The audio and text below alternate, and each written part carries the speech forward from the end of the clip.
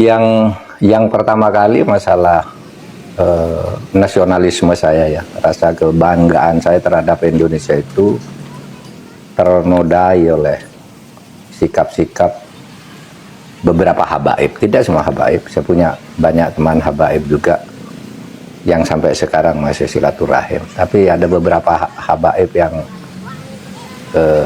membuat hal-hal yang bagi saya menodai kemuliaan leluhur saya juga. Saya harus anggap leluhur saya, bangsa Indonesia itu mulia, tidak kalah mulianya dengan habaib, dan ini yang mendirikan Indonesia. Nah, rasa kebangsaan saya itu ternodai ketika muncul ya berita-berita yang terakhir ini.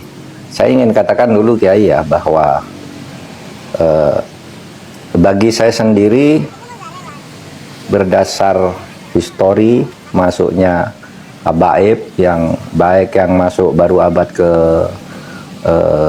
19 maupun yang masuk sebelumnya, bagi saya sendiri apakah mereka itu turunan Nabi atau tidak, itu bagi saya tidak terlalu penting ya.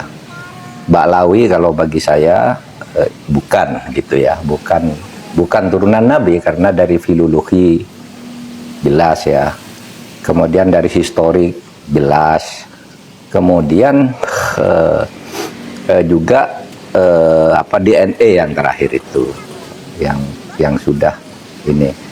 Jadi saya tidak percaya. Tetapi bagi mereka yang percaya bahwa mereka itu turunan Nabi, ya silakan aja. Saya tidak keberatan. Saya tidak percaya, tapi bagi mereka yang percaya silahkan. Kan sama aja orang ngaku turunan Menak Jinggo, turunan Ken Arok gitu, saya tidak keberatan gitu. Memang kenapa kalau turunan? Bagi saya tidak ada urusan. Tetapi yang saya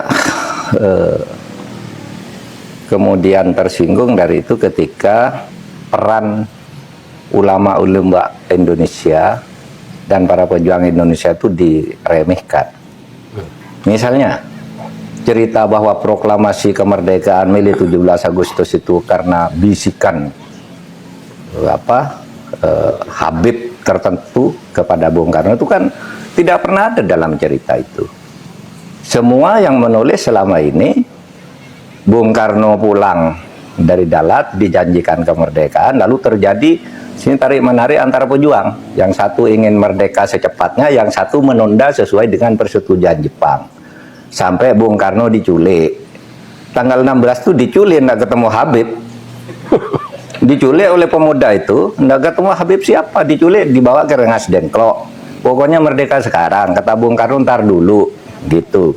Akhirnya sesudah itu malamnya rapat di rumah Laksamana Maeda. Laksamana Maeda itu adalah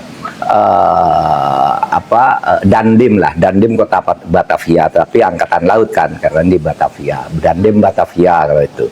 Laksamana Maeda itu yang minta Bung Karno, Bung, kalau Anda mau rapat untuk merumuskan proklamasi besok pagi, di rumah saya aja, aman, saya yang jaga, bukan Habib. Nggak ada Habib, cerita Habib ini nggak pernah ada di dalam sejarah, kecuali dulu menjadi Usman Yahya itu menjadi muftinya Belanda, yang mengharamkan kita melawan Belanda. Justru itu Habib yang jelas itu tertulis dalam sejarah. Kalau Habib berbisik ke Bung Karno kapan? Dan tidak pernah ada cerita itu, gitu. Orang boleh mengatakan ya, oh, mungkin Bung Karno bicara berdua, ya tidak ada, sejarah itu tidak bicara, tidak percaya pada bicara berdua. Itu satu. Itu menodai, merusak rasa kebanggaan saya bahwa ini perjuangan bangsa Indonesia sendiri. Bahwa ada Habib membantu, ya bisa saja, kan bukan hanya Habib yang membantu. Anggota BPUPK itu kayaknya tidak ada Habibnya. Kalau Cina ada, Jepang ada, gitu. Arab non Habib juga tidak ada, karena Abdurrahman Baswedan itu kayaknya tidak BPUPKI, bukan masuk para pendiri gitu ya.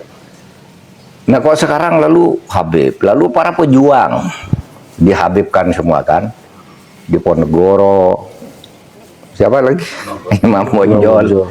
Wah, itu kebanggaan orang Jawa loh di Ponegoro itu. Lalu dihabibkan. Habib dari mana? Ya Habib dari mana gitu. Nggak ada sejarahnya yang menyatakan itu. Nah, itu apalagi sekarang langkah-langkah khurafat ya yang dibangun oleh mereka, yang ketika itu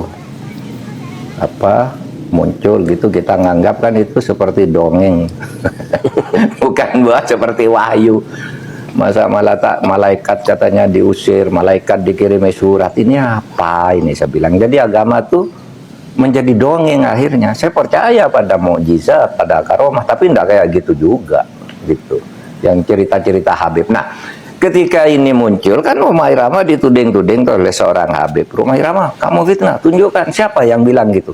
Kan kemudian muncul semua nih, ngomong ini ngomong ini ngomong ini. Ada yang macam-macam bahwa satu kaki Habib itu lebih tinggi, lebih mulia dari 70 kepala kiai. Kan gitu, itu kan penghinaan betul. Kalau orang tidak terhina dengan ini, saya kira tidak, rasa kebangsaannya rendah.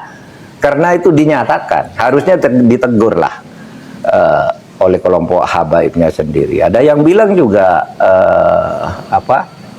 Habib itu meskipun mabuk, berzina, itu jangan dimarahi.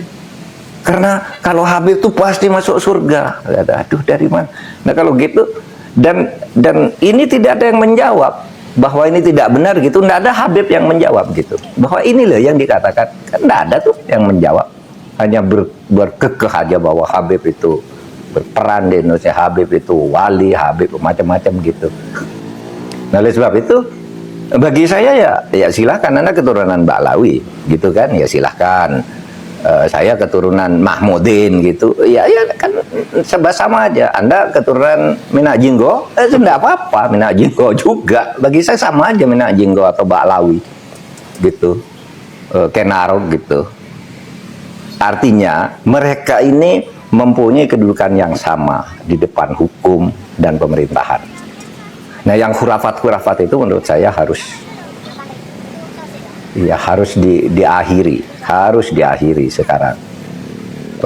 Karena menimbulkan fitnah kan. Fitnahnya apa? Misalnya itu mendirikan kuburan-kuburan itu karena si Habib itu yang mendirikan kuburan-kuburan itu sebelumnya pernah berfatwa bahwa Habib itu meskipun sudah mati mendatangkan uang.